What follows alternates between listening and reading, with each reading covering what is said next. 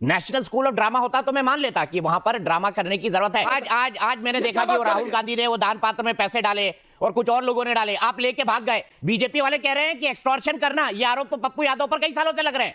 जितना मैं बांटा हूं ये पूरा का पूरा बीजेपी लूट। तो यही तो आरोप लगाते हैं बीजेपी वाले कि आप लूटते हैं और बांटते हैं। मैं बांटता हूं, लूटते भी है। अभी पप्पू यादव पर एक केस हो ना, मैं आज राजनीति से संन्यास ले लूंगा। और मैं आप पहले तो थे ना, लंबा समय आपने जेल में काटा पप्पू यादव जी। जो चोरी भई है उसमें कोई साधु संत नहीं है। पप्पू यादव शर्म करो, राहुल गांधी शर्म करो। पप्पू यादव तुझे गलत पुष्ट होगा और तू गल गल करके मरेगा, मैं बता।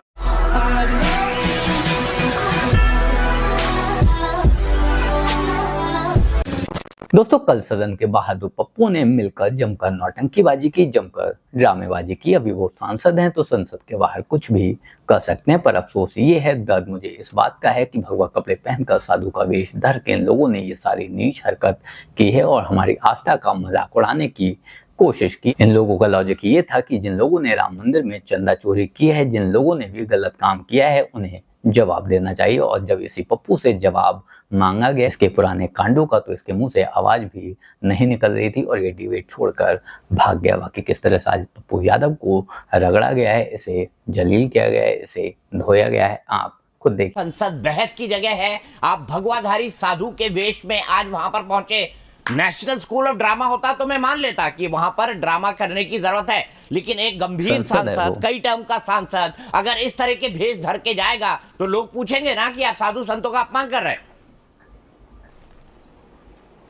ड्रामा तो जो भगवान और सनातन को बेचता है, हम तो सनातनवादी लोग हैं, हम तो मानवतावादी लोग हैं, हम तो पूरी दुनिया की मदद करते हैं। और जब सदनों पे के बाहर गोली चलेगी, लाठी 47, कोर्ट सुनेगा नहीं, सदन में आवाज नहीं उठाएंगे, तो अपनी जो सनातन की रक्षा और जो राम का हमारा कैरेक्टर है, आत्मोक्षार्थम जगत हिताय, जो मानव का कल्याण, विश्व कल्याण की बात जो शिव करते रहे हैं, संगच्छध्वम संबद्धध्वम संभवो मनांसी जानता। और जो बुद्ध का भाव है अपो दीपो भवा, जो प्रेम का रास्ता है जिसको लोगों ने बेचा है, तो सावरकर जी ने भगवान की आस्था पर सवाल खड़ा किया था, आज नहीं।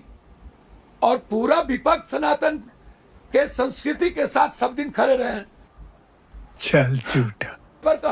पप्पू यादव जी, ये जो चोरी थी वहां के कर्मचारियों ने की, पुजारियों और साधु संतों ने नहीं। आपको पता है ये बात? साधु संतों और पुजारियों ने चोरी नहीं की, वहां के कर्मचारियों ने की। आप बदनाम साधु संतों को कर रहे हैं, भगवाधारियों को कर रहे हैं। नहीं नहीं नहीं नहीं नहीं नहीं नहीं, वहाँ हनुमानगढ़ी जी के संत कह रहे हैं कि चोरी वहाँ के पुजारी, वहाँ के किसी ने नहीं कहा। भाई जो गिरफ्तार है उनको मानेंगे ना, जो गिरफ्तार है वो तो कर्मचारी है पप्पू यादव जी। नहीं नहीं नहीं नहीं, बिल्कुल गिरफ्तार कर्मचारी है। एक भी पुजारी या साधु संत का नाम भगवान श्री राम के मंदिर की चढ़ावा चोरी में नहीं आया है। सुनिए ना, चोर भी हम कमेटी बनाएंगे, हम त्रेता युग के राम को लाएंगे हम। तो आप स्वतंत्र agency supreme court, high court से जांच करा दीजिए। तो सुप्रीम कोर्ट में तो मामला चल ही रहा है और सुप्रीम कोर्ट ने जो कहा है सरकार ने उसको माना है। आपको तो पता है ना, सुप्रीम कोर्ट में मामला चल रहा है पप्पू यादव जी। अधूरी जानकारी है, सुप्रीम कोर्ट मॉनिटर कर रही है पूरी जांच को।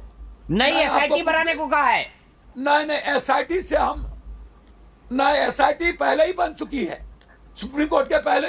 अरे सुप्रीम कोर्ट ने उस सोसाइटी को बदलने के लिए क्या है पप्पू यादव जी? अखबार नहीं पढ़े लग रहा है आप, 15 दिन पुराने। 15 दिन से अखबार नहीं पढ़े आपने। हम सब ये पढ़ने वालों में तो सुप्रीम कोर्ट की मॉनिटरिंग में अब जांच चल रही है। सुप्रीम कोर्ट ने नई एसआईटी बनाने को कहा है पप्पू यादव जी। मुझे कैसे भी करके निकाल मेरे भाई, मैं फंस गया हूँ यहाँ। हम आप लोगों के तरह चरित्र चिंतन विचार नहीं बदलते।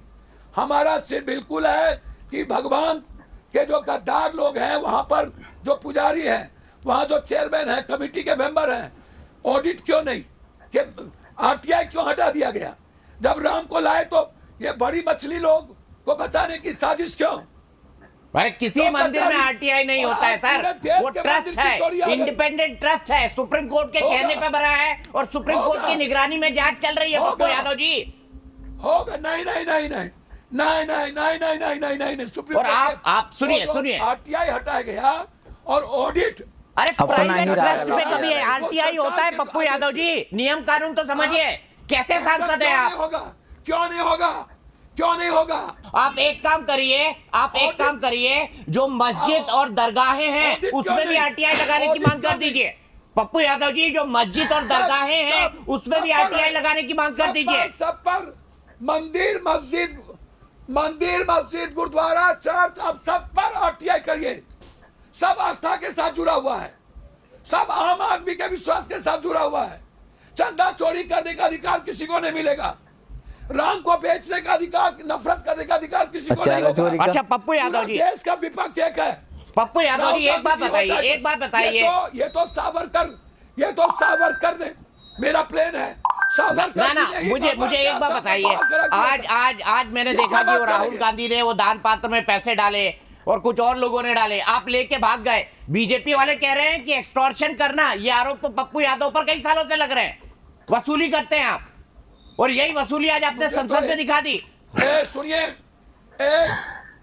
दीपक चौरसिया जी, आप स्कूटर से आते थे, याद है? आप स्कूटर से आता था सर, को 9,000 बीघा अभी भी इनोवा से चलता हूँ। और मेरे यहाँ आते थे। मैं क्या कह रहा हूँ, मैं सवाल पूछ रहा हूँ आपसे। पप्पू यादव जी सुनिए ना, वो कह रहे हैं आपके ऊपर एक्सटॉर्शन के आरोप है। ये मैं नहीं कह रहा हूँ, बीजेपी वाले कह रहे हैं। मेरे पास इस धरती, ये सुनिए ना, यदि पप्पू यादव पर एक आरोप होगा, ये तो फिर बीजेपी वाला टोटल इस्तीफा दो यार, तो मैं इस राजनीति से संन्यास ले लूंगा। जितना मैं बांटा हूँ, ये पूरा का पूरा बीजेपी लूट, और यही आरोप लगाते हैं बीजेपी वाले कि आप लूटते हैं और बांटते हैं। एक जगह से लूट, मैं बांटता हूँ, लूटते भी है, ये आरोप आप पर लगे हैं। इससे जुड़े कई केसेस चले आप पर। सुनिए ना, यदि पप्पू यादव पर एक केस होना, मैं आज राजनीति से संन्यास ले लूंगा। और मैं पहले तो थे ना, लंबा समय आपने जेल में काटा पप्पू यादव जी, सवाल नहीं उठता है। सुनिए, आप दिग्भ्रमित करते हैं, आप सर्व नहीं होता है। मर जाइए चुल्लू भर पानी में पप्पू यादव। मैं क्यों मरूं सर, मैं क्यों मरूं चुल्लू भर पानी में? मेरा काम सवाल पूछना है, मैं सवाल पूछ रहा हूँ। मुझे ये बताइए, आपके ऊपर रंगदारी, अवैध वसूली, लोगों को डराना धमकाना, हत्या की साजिश, बलवा करना, इसके कितने मुकदमे थे? ये कभी नहीं रहा, फट गई इसकी, ये कभी एक नहीं।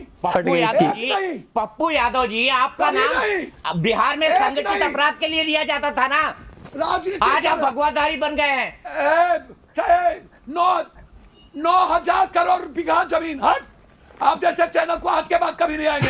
अरे मैं सवाल पूछ रहा हूँ, आप नाराज हो रहे पप्पू यादव जी, ये क्या बात हुई? आप भगवाधारी बन के बैठे हुए हैं, आपके ऊपर क्या क्या आरोप है, मैं उन पर बात नहीं कर सकता। यही नहीं, अभी और सुनिए। आजाद भारत में जितना बड़ा चोरों का काम इन नेताओं ने किया है, उतना आज तक विश्व में कभी नहीं हुआ होगा। मैं अभी नेट खोल करके बैठा हूँ, यदि नेट के हिसाब से भी बता दूं तो आप सुन लीजिए कितनी चोरी की है। बोफोर्स घोटाला, हर्षद मेहता स्टार मार्केट घोटाला, चारा घोटाला, ये पप्पू यादव जो बैठे हैं, ये लालू यादव के साथ भी रहे हैं। ये चारा घोटाला वाले लालू यादव के साथ भी रहे हैं। तेलगी स्टाम्प पेपर घोटाला, 2G स्पेक्ट्रम घोटाला, सत्यम घोटाला, कॉमनवेल्थ घोटाला, कोयला ब्लॉक आवंटन घोटाला, और 2018 में भाजपा सरकार में भी पंजाब नेशनल बैंक घोटाला इसमें बता रहा है। और अभी वर्तमान में जो राम जन्मभूमि का घोटाला हुआ, उसमें भी जो चोरी भई है, उसमें कोई साधु संत नहीं है। पप्पू यादव शर्म करो, राहुल गांधी शर्म करो, और ये नेता जितने नेता हैं सब शर्म करो, उसमें कोई साधु संत नहीं है। ये चोरी का काम आजाद भारत में सिर्फ और सिर्फ नेता करते आए हैं, चाहे अब तक 75 साल तक कांग्रेस वालों ने किया हो, और अब 2014 के बाद में चाहे भाजपा वाले कर रहे हो। जिस प्रकार से भगवान श्री राम के विग्रह को, राम के चित्र को उस अवधेशवा के पैरों में रख दिया पप्पू यादव ने। पप्पू यादव, तुझे गलित पुष्ट होगा और तू गल गल करके मरेगा, मैं बता। ये नमूना, ये जोकर, ये कार्टून जो खुद लंबे समय तक जेल में रहा है सिर्फ इन्हीं आरोपों में, चोरी और डकैती के आरोपों में, आज जब उस पर सवाल उठाए जा रहे हैं तो इसके मुंह से आवाज भी नहीं निकल रही। जबकि यही नमूना परसों तक संसद के बाहर बैठकर दूसरों पर आरोप लगा रहा था, दूसरों पर उंगली उठा रहा था। ये भूल जाता है जब किसी दूसरे के ऊपर एक उंगली उठाई जाए तो बाकी की 4 उंगलियां आपके ऊपर भी खड़ी हो जाती हैं। और ये तो वो आदमी है जिसकी तरफ 4 नहीं बल्कि 8 उंगलियां भी खड़ी हो जाएं तो कोई भी हैरानी वाली बात नहीं होगी, क्योंकि इसका पास्ट, इसका अतीत पूरी तरह से इन्हीं चीजों में लिप्त रहा है। बाकी आप लोग इस बारे में क्या सोचते हैं कमेंट कर जरूर बताएं। जल्द मिलते हैं किसी नए वीडियो में नए टॉपिक के साथ। तब तक गुड बाय, नमस्कार, जय हिंद।